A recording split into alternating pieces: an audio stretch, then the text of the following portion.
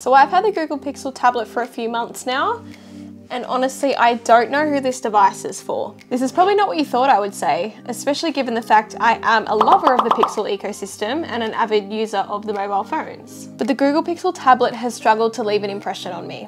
Don't get me wrong, it is a great device. So let's go over the specs again. It's a tablet with a nicely sized 11-inch screen. It runs via the Google Tensor G2 chip, just like the Pixel 7 phones. It has an adaptive battery. Included in the box is a charging dock, which also has a speaker built into it. And overall, it just looks really awesome in its design. And on top of that, it's a 2-in-1 device that combines the tablet with a Google Nest Hub. And I think that's where my problem lies. This product retails at $899 AUD. You get 2 products in one, which is great. Problem is, one of these devices already exists from Google, and this product is much cheaper, and a lot of households already own one, or at least something that's a smart speaker and can control Google Home. And it's the Google Nest Hub. Now let's look on the tablet side. Most households, again, they already own a tablet. They might have a cheaper alternative or a more high-end tablet, and then you've got everybody who owns a mobile phone, with Google enthusiasts most likely having a Pixel phone, or at least an Android. So everything that this tablet can do,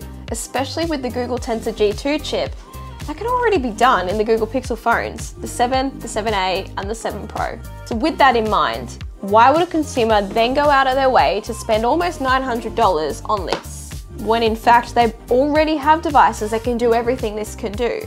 I suppose the same thing can be said about the Samsung Galaxy Tabs as well as the iPads. But for $899, where I'm getting a hub that I basically already own, it just feels like a waste of money. I think Google are a little too late to the party to introduce this kind of product. So instead, the tablet on its own, with a little bit of a lower price point, it makes more sense to me. Or package it with at least your own stylus or a keyboard cover. Because basically, what this tablet has become in my household is just a glorified screen to watch YouTube.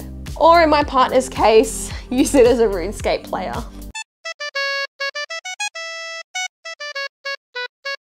One thing I really do love about this tablet is the fact you can have multiple profiles. So I can create my own profile and run my own apps and documents and data, and then I can lock it with a password. So if someone else wants to use it, they can load their own profile on, sign in with a password, they've got their own access. Then we can universally use it as a home hub, so we can check on our cameras, we can broadcast to our Nest Audio, ask it to turn on all our lights, and so on and so forth. But again, we are Pixel users, so we can do all of that from our phones or our existing Nest Hub. However, soon we're actually going to be moving and there'll be more people in the household, so it'll be interesting to see how this can be used in a household full of more people. Using it as the core of our home with people who are actually mostly Apple users will be interesting. I think this device and the software that it runs is so simple and great for people who aren't invested in the Android world to pick up the tablet and learn how to use it.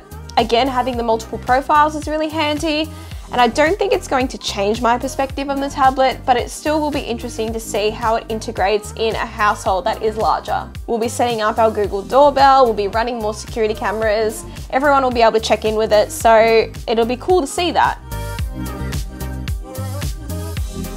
So I bought a third-party stylus to use with this tablet for my photo editing, for thumbnail making, so on and so forth.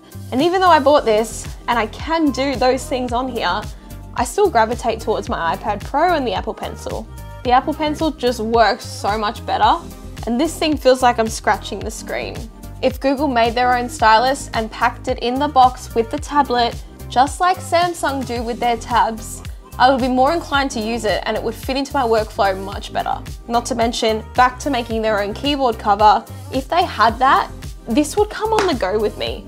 I take my iPad Pro everywhere with me when I'm out and about because most of the time I have to respond to emails or do some work, so having that keyboard cover with the tablet, it makes it so much easier to use. I can't have that with this, so I don't take it with me. I feel like there's all these little details that Google have missed, and they could have implemented these things to make this device better, because I feel like they've made this an at-home only device, and that's not what I want out of a tablet. I need something to go on the go with me. So I'm not the target audience for this. At the time of recording this, the Pixel tablet is on sale for $749, which I think is a much better price point to permanently reduce it to. I'd be more inclined to pay that for it instead of the $899. And I have to reiterate, it really is a good tablet. It's definitely worth buying if you don't already own a tablet. But then again, it just doesn't do enough for me to replace my iPad Pro. And then again, I have a Pixel 7 Pro. Everything that this does, I'm already doing on here. It's just a bigger screen. So it'll be interesting to see where the direction of the Google Pixel tablets go. Google are going to be announcing their next generation of Pixel phones very soon. 4th of October, they're running an event, and we know that Google aced their phones. Their mobile phones are fantastic, but I just can't help but feel that they're flopping with the Google Pixel tablet. It just feels like it's a little too late. Let me know in the comments if you agree with me or if you think I'm a total fool. My time with it has been pretty difficult because I just can't help but pick up my other devices over this. It sits on my shelf, docked, and I use it as a clock basically. Thank you for watching, and I'll catch you in my next video.